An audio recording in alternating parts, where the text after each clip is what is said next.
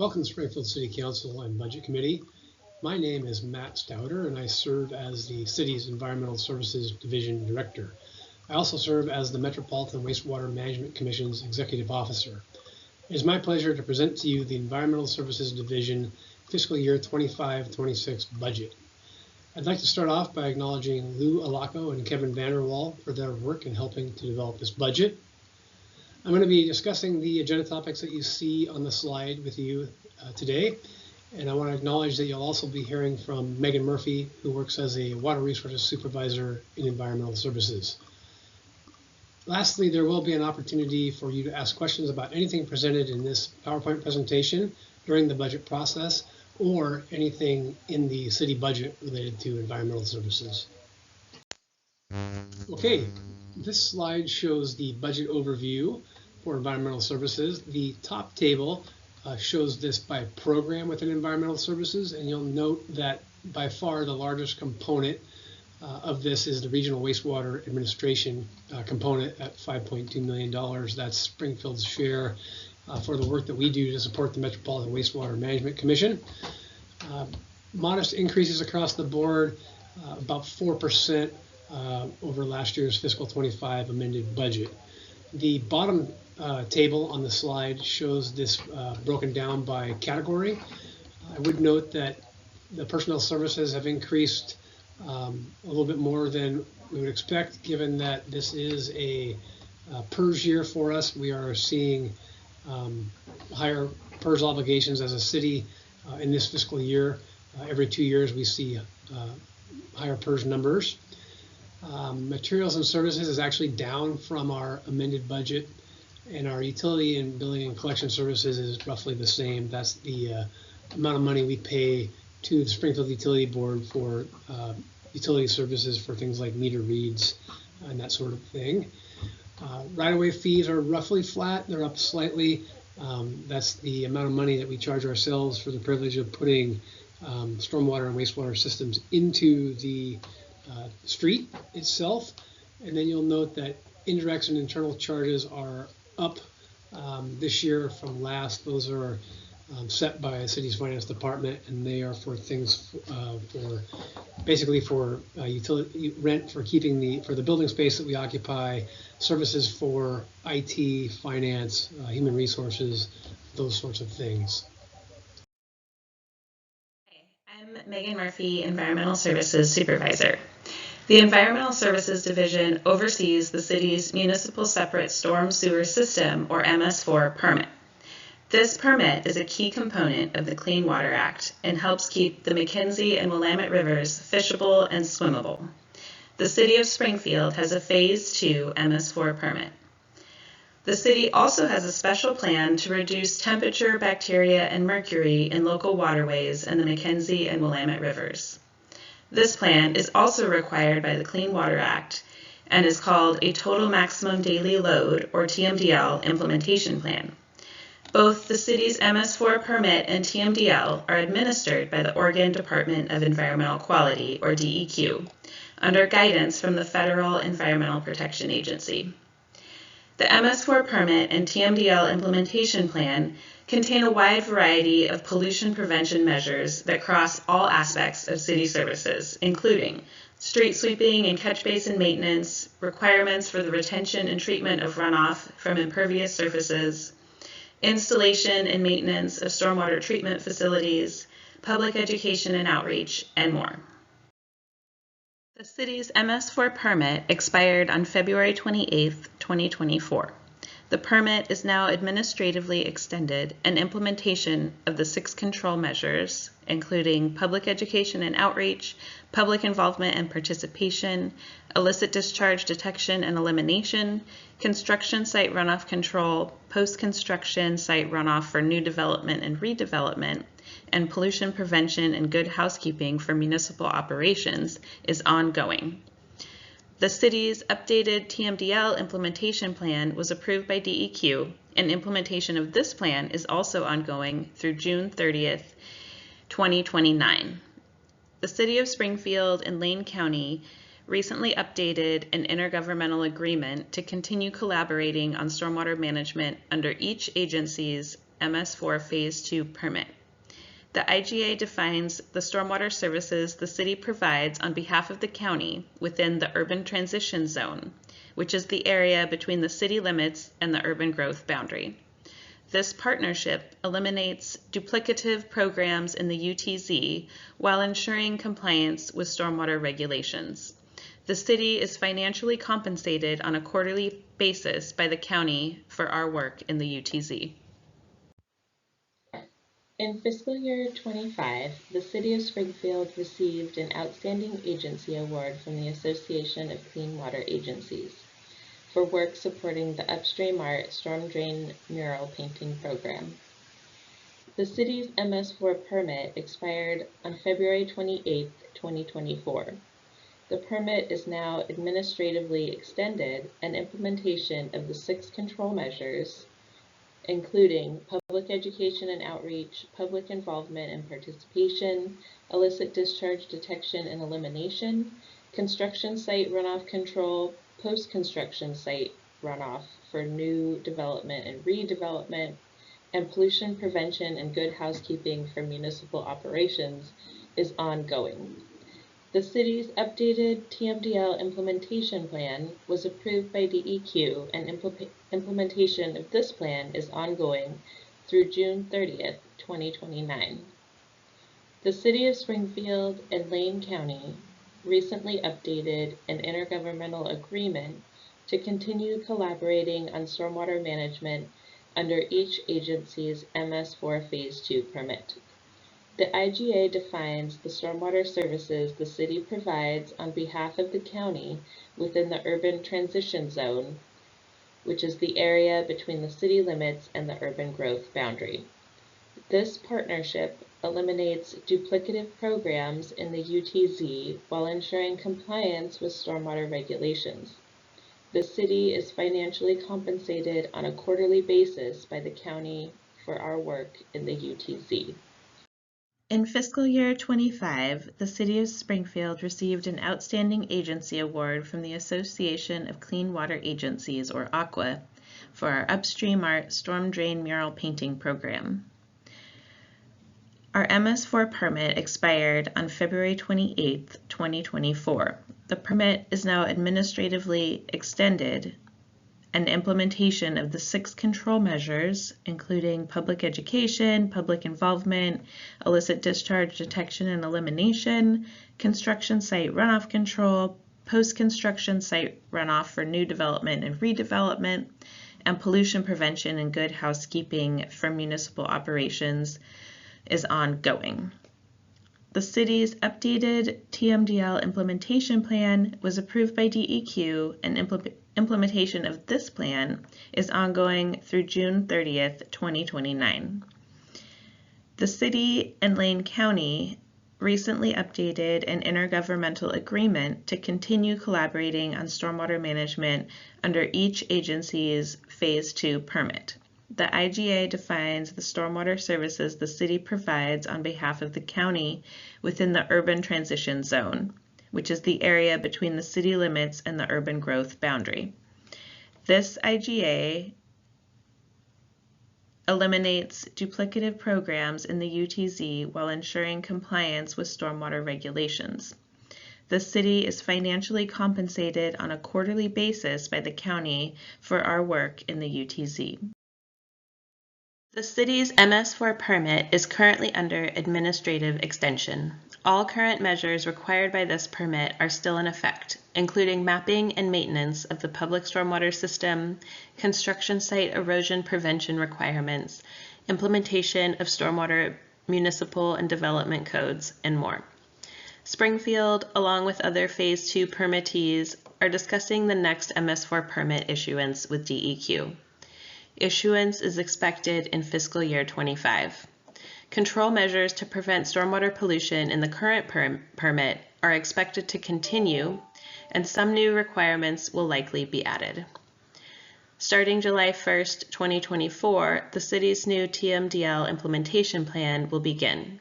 Strategies in this plan include inventorying and maintaining public trees, planning stream restoration projects, updating natural resource mapping, maintaining code protections for trees, riparian areas, and wetlands, and maintaining city-managed waterways, including planting and litter removal. While we are continuing to implement our current MS4 permit, Springfield and other Oregon Phase 2 permittees are discussing the next permit with DEQ, which is expected to be issued in fiscal year 26.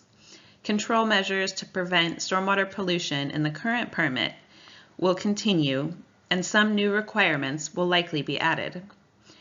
On July 1st, 2024, the city's new TMDL implementation plan began.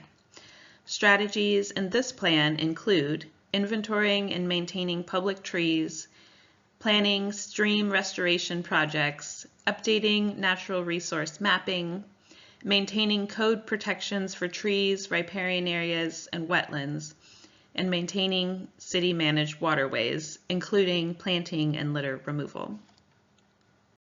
Future years will be shaped by requirements within the city's MS4 permit. Increases in cost and staff time are expected, especially as the city's stormwater infrastructure grows with our urban area. Currently, Oregon DEQ is under a court order from EPA to update and replace the Willamette River sub-basin's temperature TMDLs, including those for the Upper Willamette Basin and McKenzie River. This will impact Springfield upon DEQ and EPA approval. Because a lack of streamside vegetation is a primary source of increased stream temperatures, additional requirements proposed in the replacement TMDLs include tree and shrub planting in riparian areas for shade and channel restoration projects. In addition, data has been submitted to Oregon DEQ for the listing of aquatic trash as a water quality impairment. This could result in a trash TMDL for the main stem Willamette River in the future, which would impact Springfield from the confluence of the Coast Fork and Middle Fork to I-5. Okay, it's time to pivot from the Environmental Services Division budget to the MWMC's Regional Wastewater Program budget, and I'm going to be presenting this to you as the MWMC's Executive Officer. The MWMC is a partnership between the cities of Eugene, Springfield, and Lane County. We have a service area that consists of approximately 270,000 community members, and we serve the entire metro area of Eugene, Springfield inside the urban growth boundaries of those cities. We have a 7-member commission shown here. They include elected officials and citizen appointees from all 3 agencies of Lane County, Eugene, and Springfield. Springfield is represented by a commission member, Doug Keeler, who's been on our board for a number of years, and new city councilor Alan Stout, who is now serving on our board and replaced Joe Pictionary, who served on our board for a number of years. Under the partnership, Springfield is responsible for the administrative functions of the MWMC. That includes things like annual preparation of our regional wastewater program budget, compliance and administration with our National Pollutant Discharge Elimination System permit that's issued to the MWMC in the 2 cities, development of our regional capital improvement plan and delivery of those projects, as well as providing for public education and outreach for the MWMC, and then also providing the executive officer and general manager functions. Eugene is responsible for the operations and maintenance of all the regional facilities, and we have numerous facilities that I'll talk about here in a little bit. We provide service to both domestic and industrial users, as well as mobile waste haulers that serve inside and outside of the urban growth boundaries. In addition to the Springfield staff working on behalf of MWMC, there's approximately 82 staff at Eugene that work on our regional facilities. The MWMC is responsible for approximately $450 million in assets, and by far the largest asset that we have is our regional treatment facility, which is located at 410 River Avenue in Eugene. This facility operates 24 hours a day, 7 days a week, 365 days a year, and it can treat up to 277 million gallons per day of flow in the winter during our wet weather season. And in fact, we just had flows approaching and exceeding 240 million gallons per day during the wet weather we experienced in mid-March. Our average summertime flows are around 25 to 30 million gallons a day, and that's what we call base flow that we see during the dry season. We also own and operate over 600 acres on Aubrey Lane at our biosolids management facility in Poplar Farm. Here, biosolids are collected in large lagoons and they're harvested on a 4-year rotation. They're used as fertilizer in cooperative agreements with area grass seed farmers, and we also apply them to our poplar on site. We do maintain and manage 3 large units of poplar trees with a total acreage of over 400 acres. We have about 88,000 trees on site and 3 different management units. Those management units are harvested on 12-year rotations before they're replanted, and we use the products from the poplar locally for things like wood chips, peeler veneer, or ceiling grills. And in fact, some of the wood in the city council chambers for Springfield was used from our poplar farm. The MWMC's budget is an arduous process. We hold 3 work sessions with our commission starting at the beginning of the year before going to them in April for a public hearing on the budget and our rates. Then we have to go out to each governing body for ratification of our budget before finally coming back to the commission in June for final adoption. The schedule of budget ratification is shown here. This slide shows a rolled-up summary of expenditures for the regional operating budget. You'll note that this year the operating budget is projected to change by 8.4%. MWMC compares budgets to proposed budgets. For this budget for fiscal 26 as compared to our proposed budget for last year at fiscal 25. When compared to the amended budget, the actual increase for this year is about 4.4%. FTE, there's a 0.08 FTE change proposed to the budget. That's on the Eugene side of the budget for facilities maintenance out at our treatment facility. Personnel costs have went up by about 7.6%. That is driven almost exclusively by the PERS costs that we're seeing, the increased PERS costs for our 2-year cycle. However, there are normal, regular, scheduled contracted employee increases that are set by the 2 cities that are baked into there as well. M&S has increased significantly, and I want to call that out at 20.4%. The reason for that is that the poplar harvest this year is going to be managed on the Eugene side of the budget, and it's going to come out of our contractual services dollar amount. Previously, the last 3 harvests have come out of our capital budget. That project, the poplar project, was being managed out of our capital budget. The intention of our board and staff all along is that after those first 3 harvests were complete, we were going to be managing this out of our operating budget, and so it is this year, and that's why you see that large increase.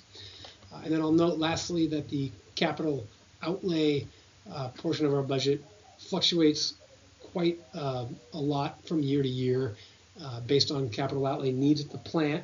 That's set by Eugene, and this year it is down substantially from where it was last year. Each year, our commission evaluates our regional wastewater user fee and makes small incremental rate adjustments as needed. This year, the proposed adjustment is 5%, and you can see how that results for the average user that uses 5,000 gallons of wastewater per month. It's about a $1.60 increase.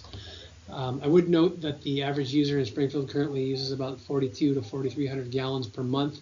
We use 5,000 gallons a month to compare and normalize with other cities. I would say that this rate increase is reflective of the environment that we're living in right now with high inflation, high cost of construction, high cost of consumer goods. We do have a philosophy of small incremental rate increases over time, and I would note that the last 10 years, our average annual rate increase is about 2.75%.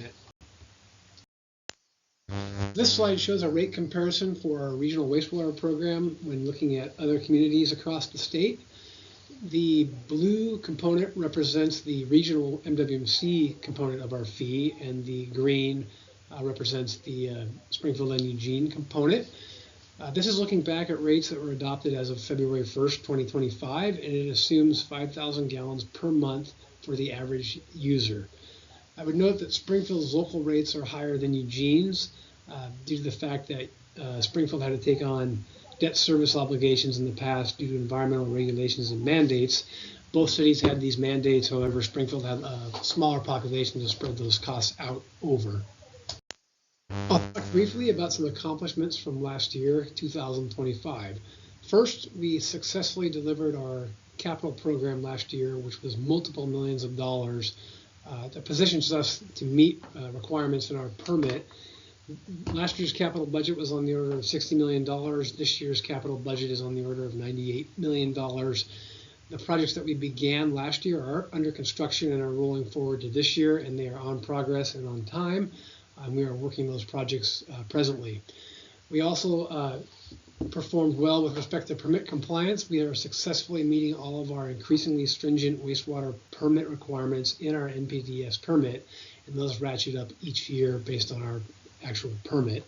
And lastly, I'd like to say that we are happy to have been awarded a National Environmental Achievement Award from the National Association of Clean Water Agencies for a digital marketing campaign that we did on behalf of MWMC.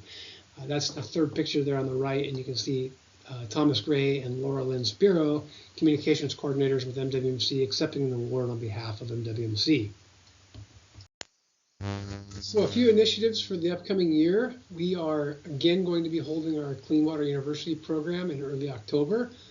We hope to attract even more schools than we have in the last few years after expanding to a third day last year. This is a program offered to 5th grade classes throughout the Eugene-Springfield area.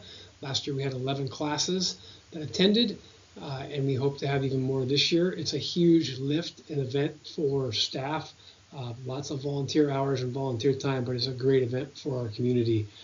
We're going to be continuing to work on our facilities plan update. That work is wrapping up, and it's going to be providing us with a framework and a roadmap for the next 20 years. It'll help us meet our regulatory requirements and other needs. And right now, the 20-year planning process shows an estimated need for about $300 million that we need to invest into our regional program.